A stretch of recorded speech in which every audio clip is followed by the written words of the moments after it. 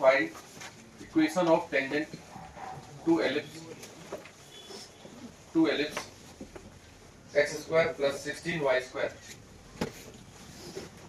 equal to 16, x square plus 16y square equal to 16, which makes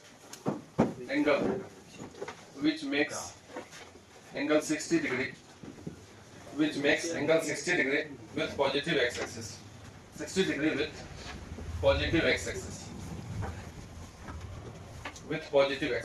हमको इस ellipse का वो टेंजेंट लिखना है जो कि x एक्सिस से 60 डिग्री बनाए। अब बेसिक बात जानते हैं तो बनेगा।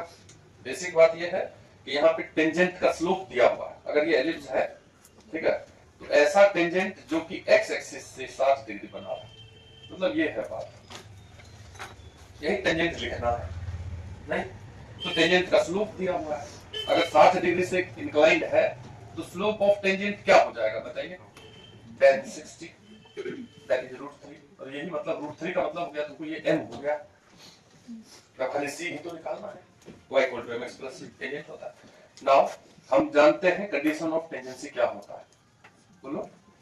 कंडीशन ऑफ टेंजेंसी जो है वो होता है c² = a² m² + b²। अब इसमें सब भर दो, ठीक है। तो a² क्या है और b² क्या है, तो एलिप्स का इक्वेशन दिया हुआ है, यहां से देख लो। x² के नीचे वो 16 आ गया और y² के नीचे 16y² है, 16 नीचे आएगा तो कट के 1 हो जाएगा। ये है अपना एलिप्स का इक्वेशन। तो a² हो गया 16 और b² हो गया 1, तो यहां जाके फिट कर देते हैं। a² की जगह 16, m² मतलब √3 का स्क्वायर प्लस b², तो c² कितना हो जाएगा 49, c = ±7। c भी निकल गया और m तो पहले से प्राप्त है, इसलिए इक्वेशन ऑफ टेंजेंट क्या आ जाएगा? y = mx + c, y = √3x ± 7। चलो नेक्स्ट लिखो, find equation of tangent to ellipse 3x² + 4y² = 12। Find equation of tangent to ellipse 3x² + 4y² = 12 which are parallel to line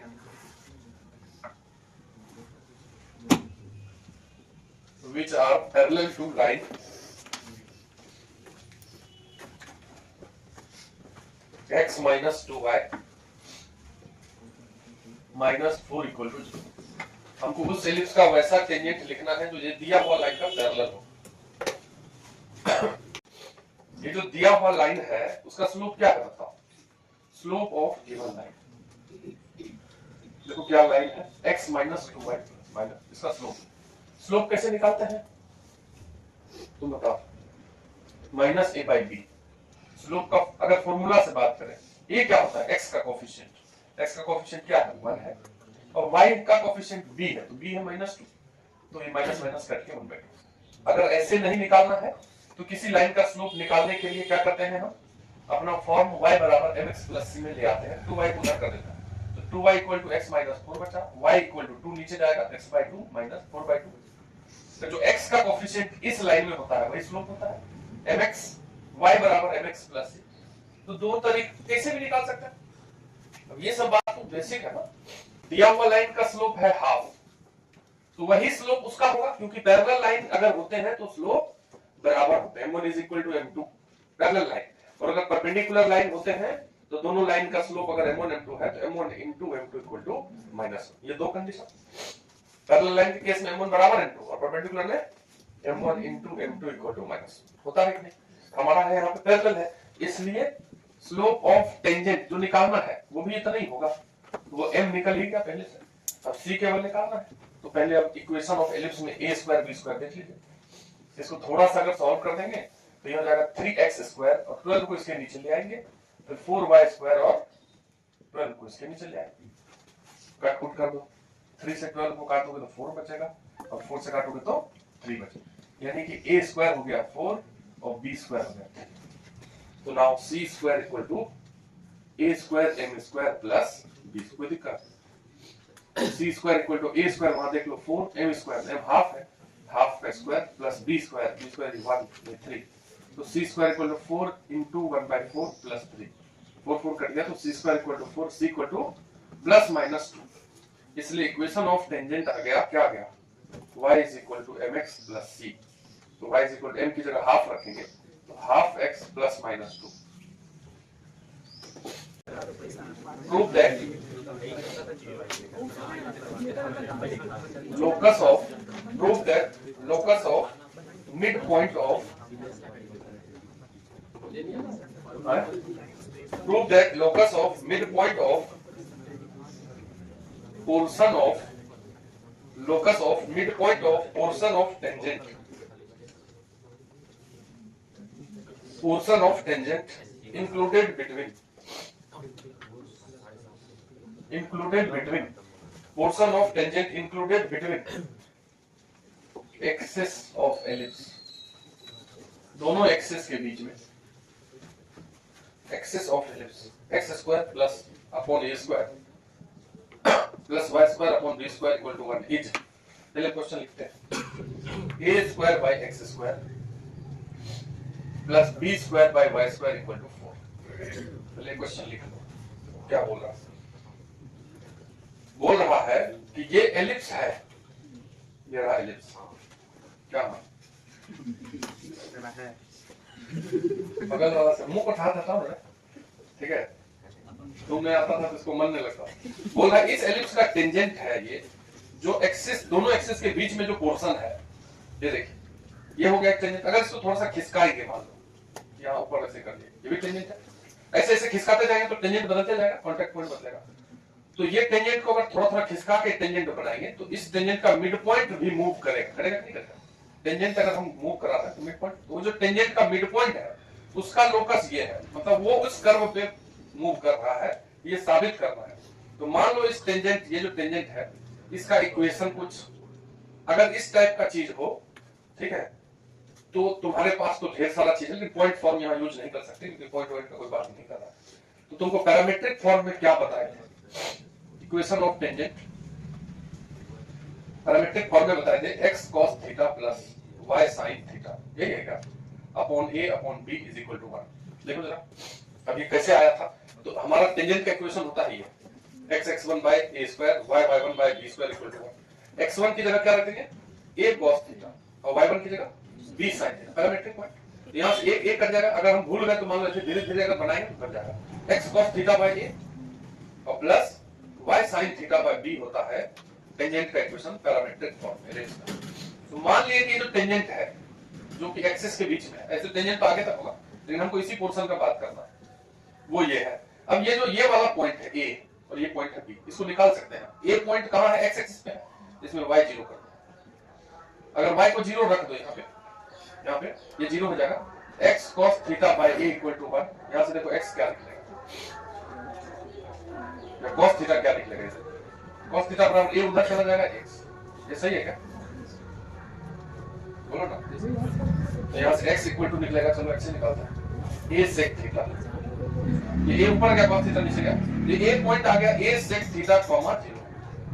मिलकर इसी प्रकार से इसमें x 0 कर दो, ये वाला 0 होगा तो y sin theta upon b equal to 1। यहाँ से y क्या निकलेगा, b ऊपर जाएगा sin थीटा नीचे होगा cos sec थीटा। यहाँ से ये वाला पॉइंट निकल गया b पॉइंट, यहाँ पे x 0 है और y निकल गया b cos sec थीटा। देखो क्या होता है ना कि जैसे मान लो हम लोग आधा घंटा पढ़ते हैं तो कुछ नहीं है, दिमाग चलाने के लिए सीखना होता है। अब कोई बच्चा इसको रट लेगा तो उससे क्या फायदा, ऐसा सामने कहीं आ जाए क्वेश्चन तो याद आएगा कि ये तो है, उसको बार बार लोग देखते रहता है तो वैसा अटेम्प्ट पे लेके निकलना चाहता है, लेकिन सामने तो आएगा ही ये सब चीज। तो ये जो a और b पॉइंट निकल गया, इसी का मिड पॉइंट का लोकस निकालना है। तो मिड जिस पॉइंट का लोकस निकालना होता है उसको हम मान लेते थे h के, और लोकस आ गया सामने पे, भूल गए हैं लोकस। तो मिड पॉइंट है h के is mid point of a and b। ये जो पॉइंट h के है वो क्या है बताओ, मिड पॉइंट है। किसका मिड पॉइंट है, a का और b का। a मतलब a sec theta comma 0 and b मतलब 0 comma b cos sec theta, निकाल लिए हैं। अब कोई दो पॉइंट का मिड पॉइंट है तो h कैसे निकालते हैं, x1 प्लस x2 बाई 2, किसी दो पॉइंट का मिड पॉइंट है तो दोनों x को जोड़ के 2 से भाग दीजिए तो h आ जाएगा, समझ रहे हो। इसका h ये a sec थीटा प्लस 0 वहां का x 0 है अपॉन 2, ये h इज इक्वल टू निकल गया a sec थीटा बाय 2।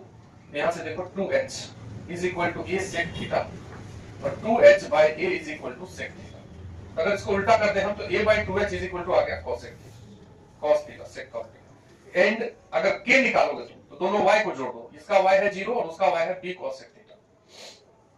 यहां से 2 इधर आ जाएगा तो 2k is equal to b cos sec theta, यहां से cos sec थीटा निकल गया 2k by b और उल्टा करेंगे तो sin थीटा निकल गया b by 2k। देखो एक्चुअली क्या है कि जब हमको किसी पॉइंट का लोकस निकालना होता है तो उसके इक्वेशन में x y के अलावा सब चीज नोन ही होना चाहिए। अब हम यहाँ पे sin और cos निकाल दिए, हम ये बोल सकते हैं कि sin square theta plus cos square theta, क्योंकि पैरामेट्रिक cos थीटा और sin थीटा का थीटा पता ही नहीं हमको, वो तो अपने मन से मान लिए थे, हम उसको हटाना है। कैसे भी करके तुमको इस दोनों में ऐसा चीज करे कि थीटा हट जाए। तो जब साइन हो और कॉस हो स्क्वायर करके जोड़ दीजिए 1 होगा, तो साइन स्क्वायर मतलब इसका स्क्वायर, तो b बाय 2k का स्क्वायर और cos थीटा मतलब इसका स्क्वायर a बाय 2h का स्क्वायर इक्वल टू 1। अब देखो ये आ गया b square bye 4k square और इधर आ गया a square by 4h square equal to 1। आगे नहीं आ गया? नहीं। अब h स्क्वायर की जगह लिख दो x स्क्वायर, तो ये a square by 4x square plus इसमें b square by 4y square equal to 1। अब दोनों का 4 यहां से हटा के उधर कर लो, शायद यहां 4 है, तो a square by x square plus b square by y square equal to 4। ये क्वेश्चन जो आया ये इस पॉइंट का लोकस हुआ। अब तुम बोलो काहे बताइए वाला, वही वाला ठीक था, फाइंड इक्वेशन ऑफ टेंजेंट। नहीं तो थोड़ा सा इसमें ये चीज भी पूछ सकता है। देखो यहां पे पूछा मिड पॉइंट का लोकस, अगर ये टेंजेंट ऐसा है और टेंजेंट ऐसा घूम रहा है एक्सिस के बीच में, तो मिड पॉइंट किस पाथ पे घूम रहा है, तो इस पाथ पे, ये पता चला। कोई बोलेगा कि ऐसा पॉइंट का लोकस बताइए जो बीच में नहीं हो, समझे बात, जैसे ये पोर्शन ऑफ टेंजेंट बीच में नहीं हो, मान लो 3:1 पे हो सिचुएटेड, यहाँ पे मतलब इस तरफ तिगुना हो और तरफ 1 गुना हो और वहां एक पॉइंट है, तो उसका लोकस बताइए, या 2/3 में कट कर रहा है उसका लोकस बताइए। समझ रहे, मिड पॉइंट वाला आसान हो गया, ये जेई में पूछा हुआ है, समझना बात को, ठीक है। सुनो अब जो है ना इसको 10 या 15 मिनट और लगेंगे, हमको कुछ बात और बताना है। कल शुरू करेंगे कॉम्प्लेक्स नंबर, पहले इसको खत्म करेंगे 10-15 मिनट में, आधा क्लास में। आज सोचो कि खत्म करेंगे, अभी कॉम्प्लेक्स नंबर क्या है तो कल बात करेंगे।